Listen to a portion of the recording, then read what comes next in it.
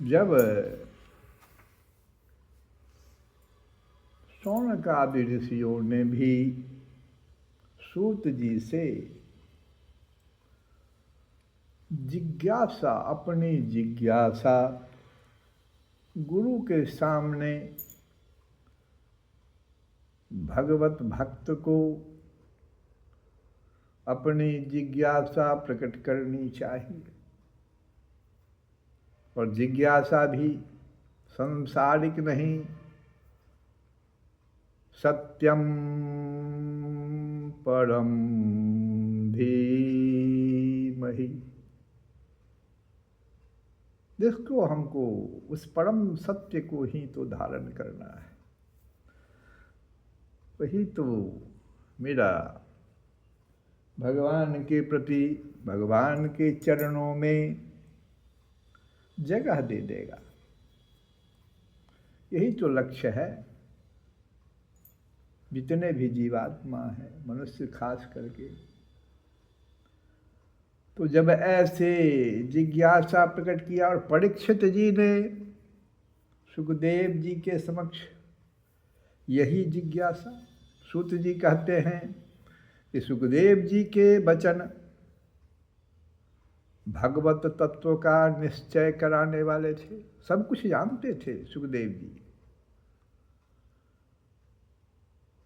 तो सबसे पहले परीक्षित जी ने अपनी शुद्ध बुद्धि भगवान श्री कृष्ण के चरणों में अनन्य भाव से समर्पित कर दिया। गुरु के पास जाओ तो पहला ये सूत्र है। और पास गुरु के पास तो हर लोग, हर व्यक्ति जाते ही हैं। सांसारिक गुरु जो हैं, जो शिक्षा प्रदान करते हैं, वो तो बदले में शुल्क लेते हैं,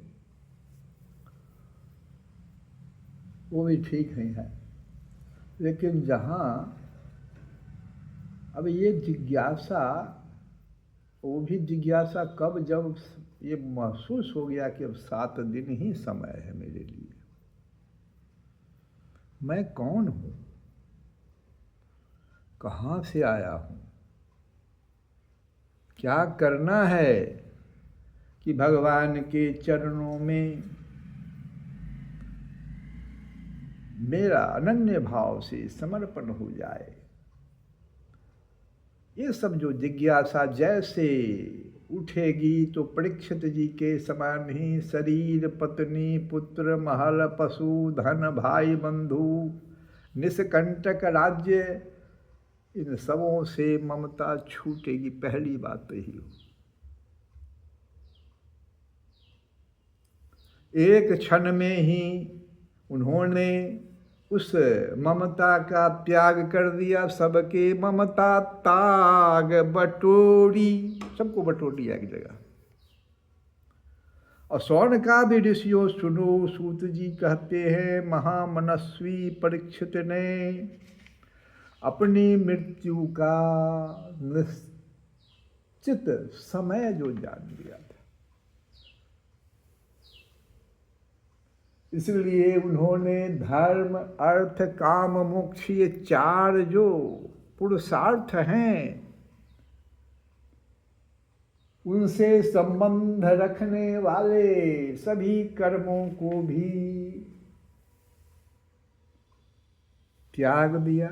दूसरी विरक्ति, संन्यास ले लिया। इसके बाद भगवान श्री कृष्ण ने सुदृढ़ आत्म भाव को प्राप्त होकर बड़ी श्रद्धा से भगवान श्री कृष्ण की महिमा सुनने के लिए, भगवान श्री कृष्ण की महिमा सुनने के लिए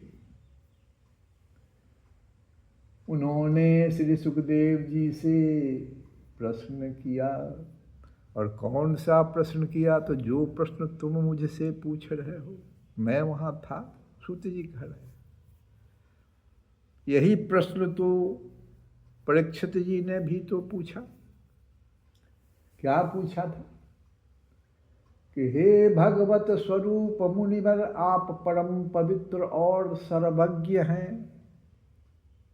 गुरु जब सर्वज्ञ बैठा हुआ हो और परम पवित्र, आपने जो कुछ कहा है वह सत्य एवं उचित है। आप ज्यों ज्यों भगवान की कथा कहते जा रहे हैं, त्यों त्यों मेरे अज्ञान का पर्दा फटता जा रहा है। लेकिन मुझे फिर भी एक जिज्ञासा है, ये भगवान अपनी माया से इस संसार की सृष्टि कैसे करते हैं? आपने अभी अभी जो बताया भगवान के विराट स्वरूप का, उनके ध्यान चिंतन का जो रहस्य सब बताया, तो वो भगवान जो हैं इतने विराट जब हैं, तो वो सृष्टि की रचना कैसे, संसार की सृष्टि कैसे करते हैं अपनी माया से। क्योंकि मैं जितना जान गया हूँ कि संसार की रचना तो इतनी रहस्यमयी है कि जो ब्रह्मा भी समर्थ लोकपाल है, जितने भी लोकपाल, ब्रह्मा जी को भी ले लिया, वो ब्रह्मा भी समर्थ लोकपाल भी इसके समझने में भूल कर बैठते हैं। मनुष्य की बात छोड़ो, इतना रहस्यमय ये सृष्टि है। भगवान कैसे रचना भी कर देते हैं, रक्षा भी करते हैं, संहार भी कर देते हैं। क्या भगवान अकेले इन सब कार्यों को करते हैं, या फिर कोई मैनेजमेंट सिस्टम है उनके पास? माने ब्रह्मा विष्णु और महेश की तरफ इशारा कर रहे हैं। ब्रह्मा जी रचना करते हैं, विष्णु भगवान रक्षा करते हैं, महेश उसका प्रलय कर देते हैं। क्या बात है, पूरी की पूरी बात जो उनकी ये लीला का रहस्य है वो समझना अत्यंत कठिन लगता है मुझे। आप सर्वज्ञ हैं, परम पवित्र हैं, आपसे नहीं पूछूंगा तो मैं किससे पूछूंगा, समय भी नहीं है।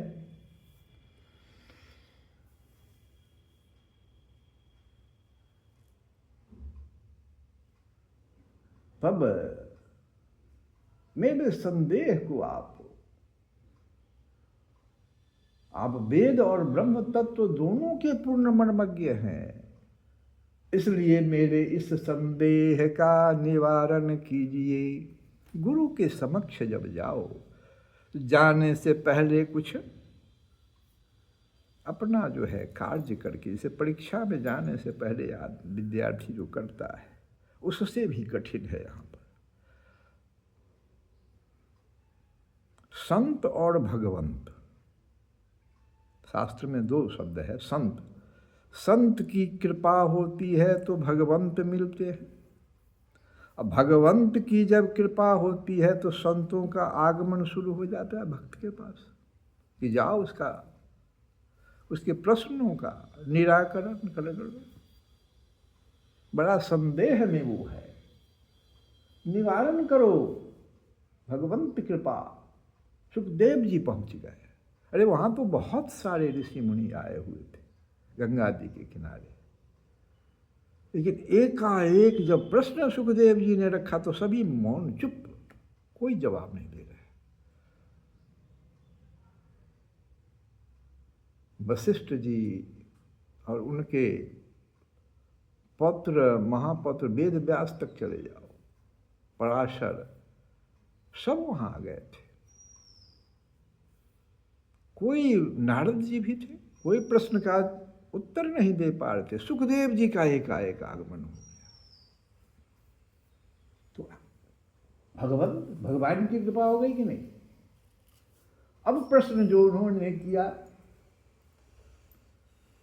बहुत सुंदर प्रश्न, हम सबों के लिए ये प्रश्न जो है बड़ा ही उपयोगी है। तब सूत जी कहते हैं, जब राजा परीक्षित ने वास्तव में भगवान के गुणों का वर्णन करने के लिए ऐसा प्रश्न कर दिया जिससे मेरे प्रजा का, आने वाले पीढ़ियों का कल्याण हो जाए। भगवान के गुणों का अभी तक तो आपने वर्णन किया ही नहीं, इसलिए ऐसा प्रश्न कर दिया। उनसे इस प्रकार प्रार्थना जब कर दिया, तब सुखदेव जी ने अपना प्रवचन प्रारंभ किया। ये जो है सूत जी शौनकादि ऋषियों को समझा रहे हैं कि गुरु की आवश्यकता। देखो, आपके भीतर कुछ प्रश्न जो हैं आने चाहिए। मनुष्य का आध्यात्मिक उत्थान कब शुरू होता है? जब वह अपने से सोचता है, मनन करता है। अपने मन से मनन करो। तुम्हारे पास मन बुद्धि भगवान ने दे दिया, ऐसा नहीं है कि तुम खाली हो। उसका दुरुपयोग कर रहे हो, मन को विषयों में लगा देते हो, बुद्धि भी उधरे पीछे पीछे दौड़ता है। नहीं, जब वो मनन करता है कि मैं कौन हूं, कहां से आया हूं, समय नहीं है। 100 वर्ष की आयु भी बहुत छोटी है। ध्यान दो, अभी तक का जो समय बीत गया कितना फास्ट पता नहीं चला। मेरा कार्य क्या है, यहां से कहां जाऊंगा, और कुछ बताएंगे कि भगवान के पास। तो भगवान कैसे हैं, कौन है, कैसे उनकी ये रचना हो गई, सृष्टि की रचना, उसका संहार भी, रक्षा भी स्वयं करते हैं। बहुत सारा भगवान के बारे में भी, उनके लीलाओं के बारे में भी जानने की इच्छा, जिज्ञासा, ये जिज्ञासा होनी चाहिए तभी। और जैसे आप में ऐसी जिज्ञासा, जैसे प्यासा, बहुत प्यासा हो, पानी की जिज्ञासा, तो गुरु, तभी गुरु का संबंध बनता है। देखो जी, ऐसे नहीं बनता है। इन सारे प्रश्नों का उत्तर देने के लिए भगवान की कृपा होती है। भगवान की अनुभूति कैसे होगी? तो शुद्ध भक्त किन्हें कहा गया है? जिन्हें गुरु कहा गया है, उन्हीं को शुद्ध भक्त भी कहा गया है। उनके चरण कमल का आश्रय लो, सबसे पहली बात तो यही होगी। जैसे इस प्रकार की जिज्ञासा आवे तो गुरु के चरण कमल का आश्रय लो।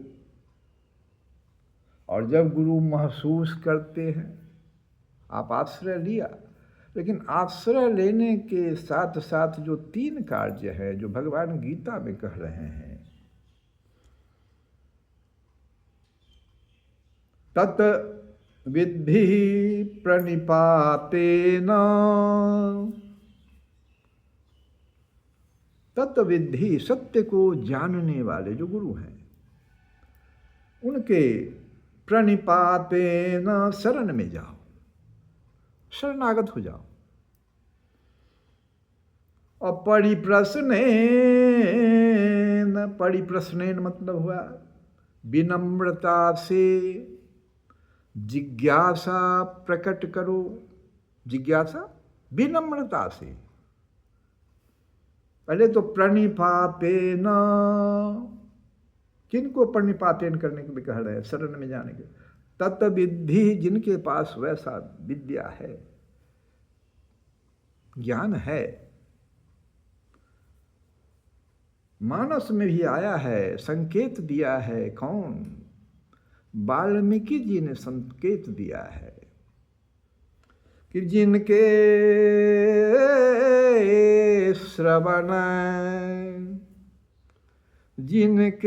श्रवण समुद्र समाना, कथा तुम्हारी सुभग सरिनाना,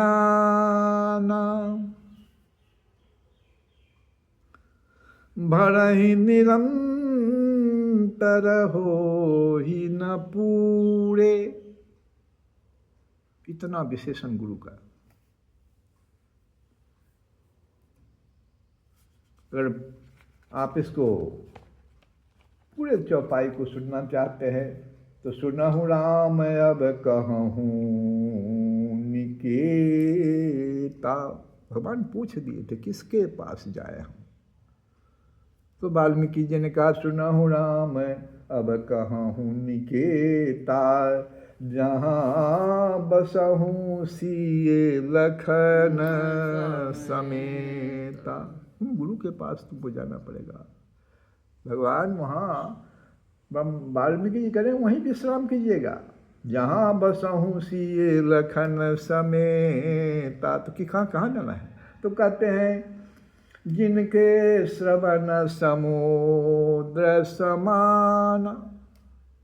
नवधा भक्ति का पहला श्रवणम, समुद्र के समान भगवान की लीलाओं का जो सुनते सुनते अघाता है। हमें ऐसा लगता है जैसे कि हम अभी और सुनना चाहिए, अभी और सुनना चाहिए, कहाँ हुआ। और सुनते भी हैं। और देखो, कथा तुम्हारी सुभग सरिनाना, जितनी नदियां समुद्र में आ रही है, देखो।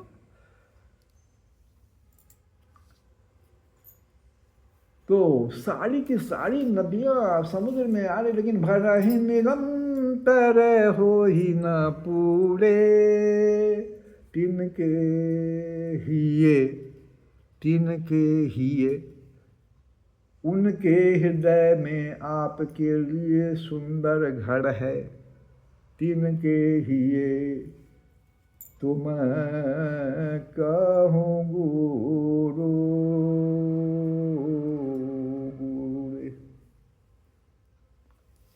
कहु गृह रूढ़ी, कहु गृह रूढ़ी।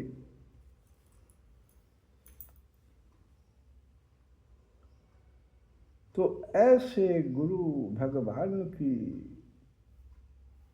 जो अनुभूति कर चुका है,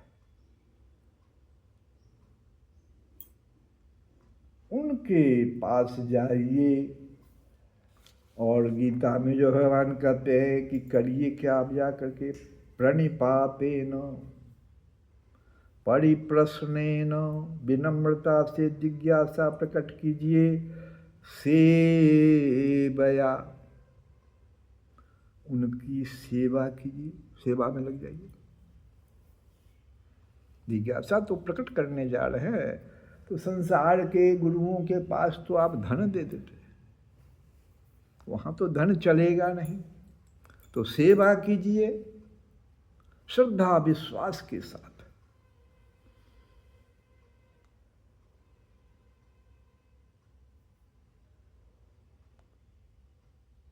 गुरु के पास सत्य को जानो, जिज्ञासा प्रकट करो, उनकी सेवा करो। सिद्ध संत परम सत्य की अनुभूति कर चुका है। और यही तो परीक्षित जी कर रहे हैं, यही तो शौनकादि ऋषि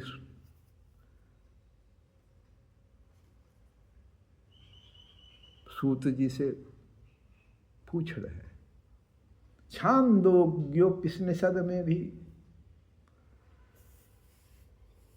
यहां भी आया है, गीता से तो हम बता दिए। कहते हैं, जीवात्मा की बुद्धि अनंत काल से अज्ञानता से आच्छादित है। क्या करोगे इस बुद्धि से? तो नहीं पार पाओगे, उस परम सत्य को तो नहीं जान पाओगे।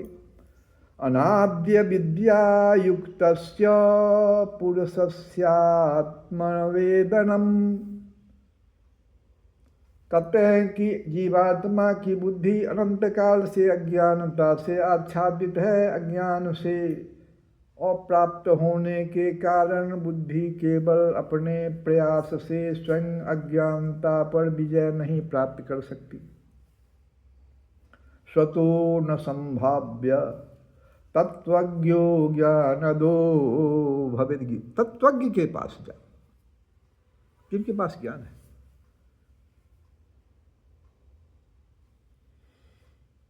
परम सत्य को प्राप्त करने के लिए सभी को ब्रह्मनिष्ठ संत से, जिन्हें ऑलरेडी परम सत्य की अनुभूति हो चुकी है, ज्ञान प्राप्त करना चाहिए। और देखो, एक जगह और आया है कि आचार्यवान पुरुषो वेदः। ऊपर वाला तो श्रीमद् भागवत में आया है, लेकिन छांदोपनिषद में आचार्यवान पुरुषो वेदः, केवल गुरु के माध्यम से ही आप वेदों का ज्ञान प्राप्त कर सकते हैं। आचार्यवान पुरुषो वेदः, गुरु के शरण में जाने की जो है यहाँ पर हमें प्रेरणा मिल रही है, तो हम लोग भी गुरु के शरण में चले। गुरुदेव दया करके मुझको अपना लेना, गुरुदेव दया करके मुझको अपना लेना, मैं शरण पड़ा तेरी चरणों में जगह देना, मैं शरण पड़ा तेरी चरणों में जगह देना। क्यों ऐसा करना है? गुरु शरणागति का फल पहले सुन ले हम लोग। ना घमंड करो इन बेटों पर, ना घमंड करो इन बेटी पर, दोनों का सुनो। ना घमंड करो इन बेटों पर, मेरा बेटा कितना लायक है, यह भरम सभी मिट जाएगा जिस दिन घर में बहू आएगी। ना घमंड करो इन बेटी पर, मेरी बेटी इतनी अच्छी है, यह भरम सभी मिट जाएगी जब बेटी पराई हो जाएगी। ना घमंड करो इस माया पर, मेरे पास में इतनी माया है, यह घमंड सभी मिट जाएगी जब बेटों में बट जाएगी। ना घमंड करो इस कोठी पर, मेरी कोठी सबसे न्यारी है, सांस आखिरी जाएगी ये कोठी यहीं छूट जाएगी। तेरे सब बंधन खुल जाएंगे, ममता मोह मिट जाएगी, जब गुरु शरणागत हो जाओगे तब मुक्ति तुम्हें मिल जाएगी। इसलिए करुणानिधि नाम तेरा, करुणा कर दिखलाना, करुणानिधि नाम तेरा, करुणा कर दिखलाना। ओ सोए हुए भाग्यों को हे नाथ जगा देना, मेरी नाव